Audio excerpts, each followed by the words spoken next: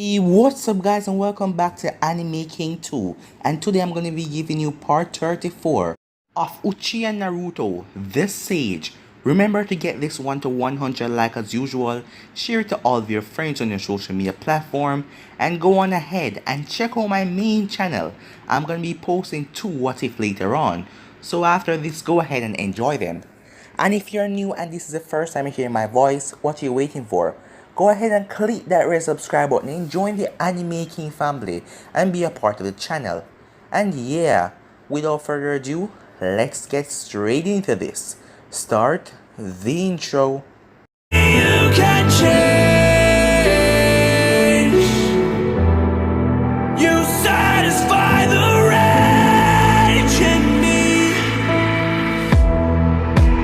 Take away my pain. You satisfy the rage in me. So to do the recap, the last time we left off, Naruto went as he destroyed the Sound 4. He then killed off Orochimaru after Orochimaru tried to steal his body. He then asked Zetsu what is going on in the Sound village right now.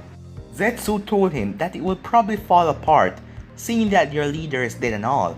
And Naruto came with the idea as he's going to rebuild back the Sound village and shape it in his image. So the last part we left off was with Naruto and Guren as he wanted someone to watch over the Sound village while he's back at Konoha. So yeah, let's get straight into this new episode. If you guys haven't yet, switch across the playlist and check it out for yourself and enjoy. So let's start it right now. What do you want me to do exactly? Asked Guren. The Sound village. I want you to rebuild it in a proper village and become its leader. Me? Why me? She asked. It is because of your power and that everyone in the Sound village knows you. He then paused for a moment. Think of it as a new start. You will be creating a new start for all of the people that Orochimaru had kidnapped. Guren was quiet for a moment. What is it really to you?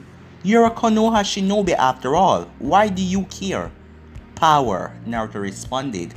As for Konoha, no one knows that I am doing this. Naruto removed his left gloves on his hand as he showed it to be bandaged with a tattoo on his palm. He then ran his hand on the tattoo, summoning something. A large scroll appeared in a puff of smoke. He then threw it as Guren caught it. That scroll contained all the plans that I drew up on the way here. Everything that you need for construction will be provided, Naruto said, as he started to walk away after putting on his gloves. I have not even said yes. Well, you have not even said no either, he said as he turned and looked at her. Well, as she stuttered, she really did not know what to say. Fine, I will do it. I don't have anything better to do anyway. Well, besides of taking care of Yukimaru. Naruto only heard yes, as he didn't care about the rest of that. Good, he said with a smile. Take your most trusted mans and the innocent to the Sound. Also, destroy the hideout along with all the experiments. When you reach the Sound, my trusted friend would give you all the instruction and everything that you need. And remember, keep my name out of it. That was the first time Naruto referred Zetsu as his trusted friend. You didn't even tell me your name, said Guren. My name? Uchiha Naruto. A few days later, it was now nightfall. Oneki sit behind his desk as he was dealing with some matters. There was a few matters he had to deal with before retiring for the night. Suddenly, someone burst into his office. As the person called out to him, the person looked like they were running for hours. What is it? Oneki asked. I have received a patrol from the Earth Guards at the border. Uchiha Naruto was seen entering the country a week ago.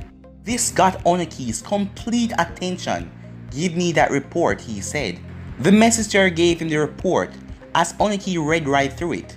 As he asked himself a single question, what was he doing here? Oneki then called out Anbu as 4 masked men appeared in front of him. He then handed the leader of the Anbu the report. Read this report and go to the general location that man was seen. and find out what he was doing. Yes sir, the envoy said as they scattered. The next day at Konoha. Have you ever been here before? Naruto asked as Karin was beside him, as they arrived at the large gate of Konoha. No, she replied. All I ever did with Orochimaru was move around his bases, conduct some experiments, she said quietly. So Orochimaru recruited you for your special chakra and that you're a scientist of some sort, he said as not a question but a statement. Are you familiar with medical ninjutsu? Naruto asked. Yes, but I'm not that good at it. I just let someone bite me to heal, Karin responded. Since you're going to live here, I thought it would be good for you if you find something you can do. You will no longer be doing researches and experiments. So what do you suggest I do? She asked. For now, nothing. Don't reveal your abilities to anyone other than the one person that I tell you to trust. You will live like a normal girl until I find you something to do, Naruto said. Karin nodded as she knew that that was all she could do for now. When they reached a gate, Naruto did not stop to say anything to the guards. He just passed right through with Karin behind him. Hey, stop it right there, one of the men said as he saw the man with the long yellow hair and the red armor and a war fan strapped behind him. As they also saw the red-haired woman, Naruto stopped as he turned to the guard, making the man feel uncomfortable, as Naruto's gaze was so intense. As the guard looked closely, and then he realized it was Naruto. Oh, it is you, Naruto, he said nervously before turning to Karin. Who is she? She's with me, Naruto replied, as he was still staring at the guard. Can I see her pass? The guard asked. She does not have any, Naruto stated. Is that a problem? He asked. No, the man said. As Naruto's stare was so intense, it made the man felt shiver through his spines. Let's go, Karin. As Naruto started to walk off, as Karin just followed him from behind without saying a word. As they began to walk away from the guards, make it into the streets, Naruto got some attraction from the villagers. Naruto sighed, seeing everyone was staring at him. There are about 3 squads, which I believe are Anfu that are watching us, Karin said to Naruto. As Naruto knew that she was a top sensor, he has not sensed them all so far. He just sensed a single squad, but she sensed all of them. He then stopped as he placed a hand on Karin's shoulder as the both of them disappeared in flames. At Naruto's house, Naruto appeared inside of his house, inside of the Shinobi district. This is my house, Naruto said. It will be yours from now on. I would have you live with me at the Uchiha compound, but I get the feeling that you're not comfortable around me. So until you get used to my presence, this will be your house. Thanks, said Karin, as that was the only word that escaped her lip at the moment. You are free to do anything you want. Just keep a low profile, he said. But for now, stay here until I return. Where are you going? She asked. I have to see Sasuke, and I believe that not long, Tsunade will be sending her Anfu after me, Naruto said as he then vanished in flames again. At the Uchiha compound, Naruto arrived as he walked within the empty streets that used to be full of children running around there. Well, that was to be expected, since that Sasuke was the only one living here right now. He went to the head house, which he knew was Sasuke's. The house was clean. Sasuke was taking good care of it. He went inside without saying anything as he went upstairs to search for a room that he would use. Finding it, Naruto unstrapped his gun bay as he then went off to the training grounds in the compound as he sent Sasuke along with someone there. Meanwhile, Sasuke was busy sparring with his sensei Kakashi. Both of them had their sharingan activated while they battled. As Sasuke's speed was incredible, Kakashi was also fast, but nowhere fast as a student was. However, Kakashi had experience. The man has been fighting since the third Shinobi War. So it depends, because he has more experience in battle than Sasuke, but Sasuke's speed was far greater. Naruto was standing on a tree as he was watching both of them. He was impressed with their movements, even Kakashi with his use of the sharingan. Despite not being a Uchiha, he was using the dojutsu like a Uchiha, and he also has the Mangekyou sharingan. But he lacked the blood of the Uchiha to use all of the abilities. As far as Naruto knows, Kakashi was the only one able to use Kamui, which was specialized with Obito Eye. The two finally noticed Naruto as they stopped fighting, as Naruto jumped out of the tree. As the both of them walked towards him, as the both of them looked really tired, as they've been sparring for a long time now. Kakashi was the first to speak. Naruto, it is good to see that you have returned in one piece, he said, giving Naruto one of his iconic eye smiles. Naruto said nothing. Kakashi then spoke again. When did you return? A few minutes ago, Naruto responded. Kakashi then turned serious. Naruto, I need to talk to you. Maybe tomorrow. Naruto looked at Kakashi with the eyebrow raised, but he said nothing. He only shrugged. Well, I will see you tomorrow, Sasuke, Kakashi said as he shunned away. As Naruto and Sasuke both left off to the house, Naruto stayed outside in the garden while Sasuke went to take a shower. He had been training. It was only natural that he would take a shower before getting down with business with Naruto. After about 30 minutes, Sasuke arrived. I did not think that you would be returning this soon, he said as he walked up to Naruto, who was sitting comfortably in the garden silently. I did what I had to do faster than I thought, Naruto replied. Where did you go after leaving the Mist Village anyway? Sasuke asked as he took a seat beside Naruto. The Earth Country, Naruto replied. From now on, Sasuke is a Uchiha and he will be his partner in doing some things. So there is no need to keep many things from him, so he might tell him a few things. I thought the Earth Country hate Konoha. I doubt if they saw a Konoha shinobi in their territory, they would try and take him down. Naruto shrugged. My target was at the country, and besides, anyone that tried to fight me, I would have taken care of them. Who was your target?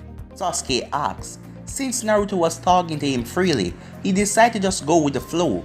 Orochimaru, said Naruto. Did you get him this time? Sasuke asked, as he knew that it wasn't the first time that Naruto went after Orochimaru. The first time it was obvious that Orochimaru got away, as Naruto ended up destroying several of Orochimaru's hideouts. Yes, the Snake Sanin is dead. I doubt that you were after him simply because he was a Konoha traitor. What did he do to you? Sasuke asked. Nothing, Naruto replied. He just had something that belonged to me. No, Sasuke wasn't going to ask what it was that Orochimaru had that belonged to Naruto. Are you satisfied? Naruto asked Sasuke. Sasuke just nodded. Good. Now we can get on with business. Sasuke sighed. Not that I'm not happy to discuss the Uchiha clan with you, but don't you think you should go and rest? You just came back today and you look a little pale. I am fine, Naruto said. It is important that we discuss these things before the next council meeting. One of us will have to take the Uchiha clan head seat at the meeting. Sasuke nodded. Is it safe to talk out here? Someone might be listening. It is safe. No one is within the compound. I lost the envoy that was following me earlier, but they will be after me soon again. Sasuke nodded. I made a request to get back every property that belonged to our clan.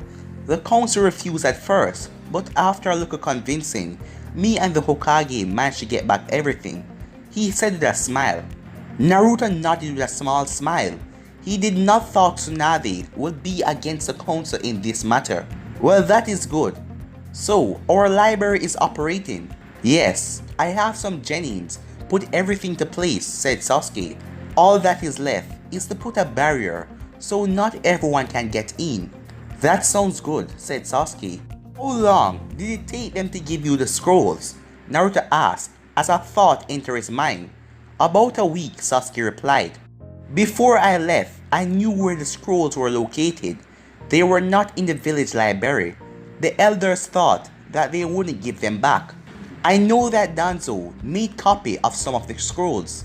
The elders did not, as they had the original in their possession. So I guess in that week, they made copies of all of them, said Naruto. What exactly is in those scrolls? Sasuke asked. Did you ever use a library before the massacre? Sasuke shook his head. No. There are some secrets that were put into the library before your father became the head clan. Secrets about our dojutsu, how it is matured, and some of the abilities of the Mangekyou Sharingan, clan history, and other things. I thought everything about the Mangekyou was at the Nake shrine, Sasuke asked. Yes, everything is in the shrine, but a few details were put into the library, said Naruto. The scrolls don't tell how the Mangekyou is activated though. They are just some abilities, some of them that were seen and recorded. These abilities of the Mangekyou was used before Konoha was even founded. Sasuke was going to speak again when Naruto raised his hand. A second later, two Anfu dropped right down beside the Uchihas. Naruto Uzumaki, the Hokage, requests your presence at once. Naruto looked at Sasuke. I will come and pick you up after the meeting, he said, not acknowledging the Anfu. Uchiha the Anfu was about to say again, but Naruto cut him off. I heard you, he said, as he disappeared, and the Anfu did the same. At the Hokage office, as soon as Naruto appeared inside of the office, he found himself staring at Jiraiya and Tsunade. They seemed to have been waiting for him patiently for some time. He thought that Tsunade thought that as he entered back the village, he would be here, telling her that he returned home. Foolish expectations. So nice of you to finally come here, she said in a sarcastic tone. A Anvu came by and said that you requested my presence. Naruto said, what is it, Hokage? As Naruto felt wrong saying that, as he didn't like to call her the Hokage.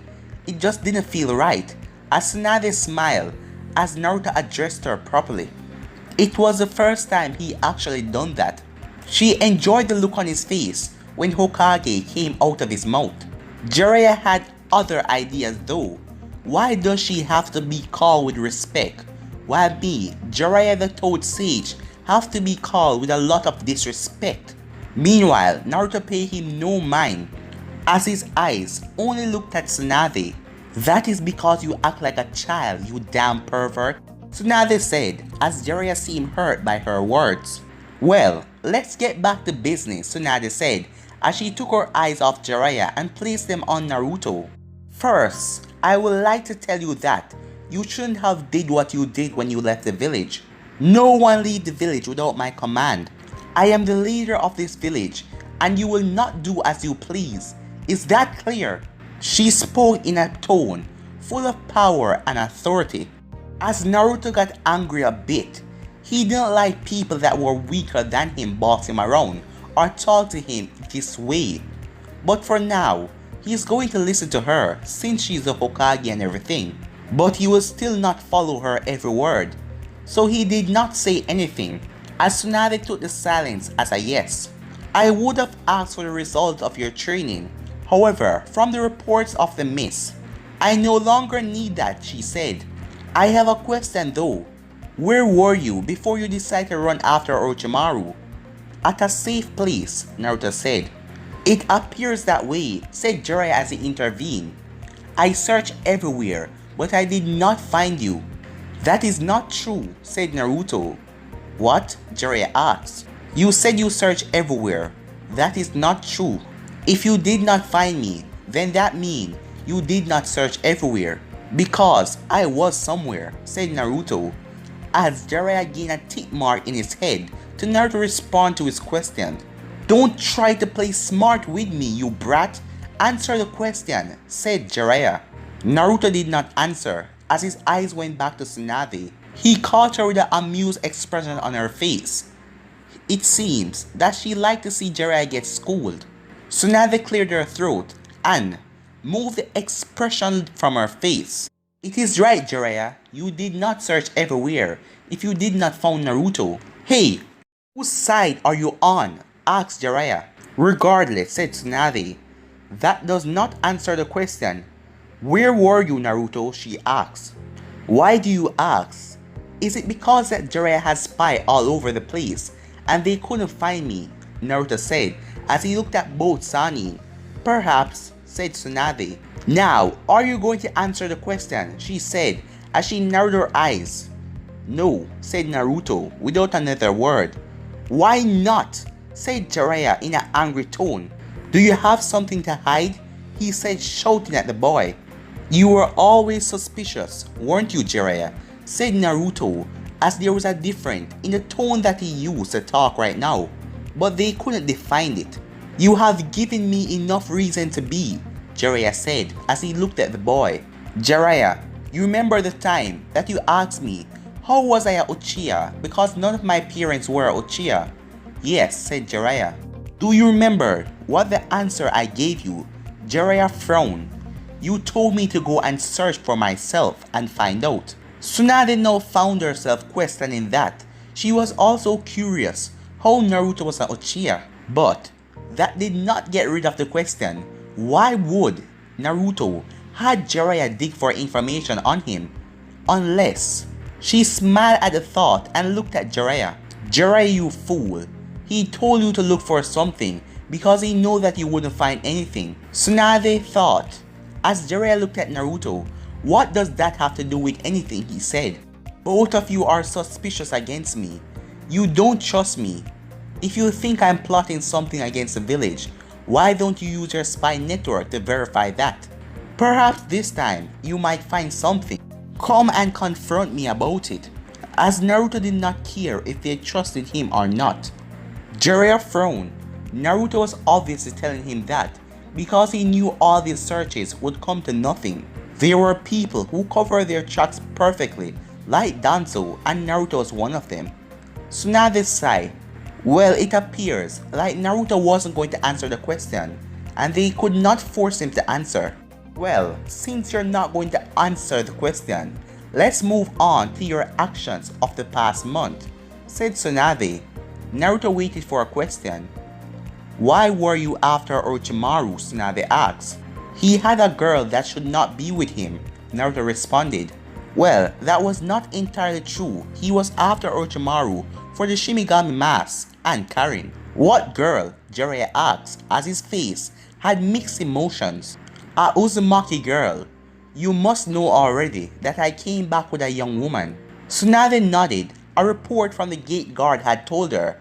What's so special about her? Tsunade asked. Is it not that obvious? Said Naruto. Jiraiya then spoke. She's a Uzumaki. She's a member of your mother clan. Perhaps a full-blooded Uzumaki. Unlike him. Tsunade now nodded in understanding. But the question is, why would Orochimaru keep her? She was a scientist like him, Naruto said, answering the question to get them off of Karin's back. He knew that they would send some people to shadow her movements inside of the village if they did not get anything, and Naruto did not want them to find out about her ability. So she conducted experiments with Orochimaru, Tsunade said. As she sighed, where's Orochimaru anyway? I took care of him, Naruto replied. You killed him? Tsunade asked. Naruto nodded. Do you have his head to prove that? Asked Jiraiya. No, said Naruto. I burned his body, so there is no head. He said it like it was nothing serious. Tsunade did not want to ask anything further on that. Move on to your action in the mist that you became famous for. I have to say, what you did was reckless and you could have gotten killed, Tsunade said before smiling. Regardless, it seems like what you did got Konoha a ally. I got a message from the 5th Mizukage a few days ago. She will be coming here in a few days to talk about the alliance. Naruto said nothing, as he had expected that much. However, he thought that she would have waited until the village recovered. Another thing we need to talk about is the Akatsuki, Jiraiya said. How much do you know about them? All that I need to know about them, Naruto responded. Naruto, this is serious. Akatsuki poses serious danger, not only to Jinchurikis, but the entire nation. Naruto sighed as he crossed his arms. He will deal with Nagata and Obito in due time. What would you do if I gave you info about them? Naruto asks. But guys, I'm gonna be ending this episode right here. If you want to see the next part of this, you already know what to do. Like, subscribe, comment down below, and turn on that bell notification they posted. Remember to go ahead and share this to all of your friends on your social media platform. And also, I'm going to be posting 2 what if on my main channel tonight. So switch across and enjoy. And remember to get this one to 100 likes as usual. And yeah, thank you all for your support and help. But for now, I'm out. Peace.